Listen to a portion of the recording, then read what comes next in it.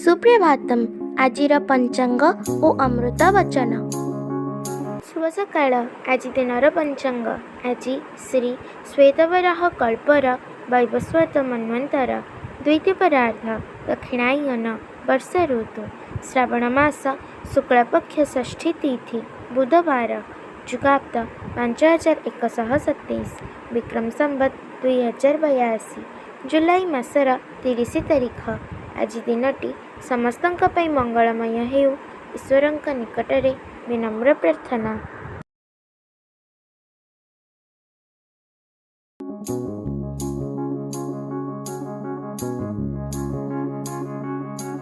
ଧର୍ମଭାବକୁ ନିଜସ୍ୱ କରିବାର ଅର୍ଥ ନିଜକୁ ତଦ୍ଭାବରେ ଭାବିତ କରିବା। ଏହା ଏପରି ହେବା ଦରକାର ଯାହାଫଳରେ ନିଜର ଜନ୍ମଗତ ସ୍ୱଭାବ ବଦଳିଯାଇ ତୁମେ ଅନ୍ୟ ଏକ ନୂତନ ମାନବ ହୋଇପାରିବ, ଅର୍ଥାତ୍ ଏହି ଶରୀରରେ ନବଜନ୍ମ ଲାଭ କରିବ। ସେଥିପାଇଁ ଜୀବନ ପଣ କରି ଲାଗି ପଡ଼ିଲେ ହେଲା।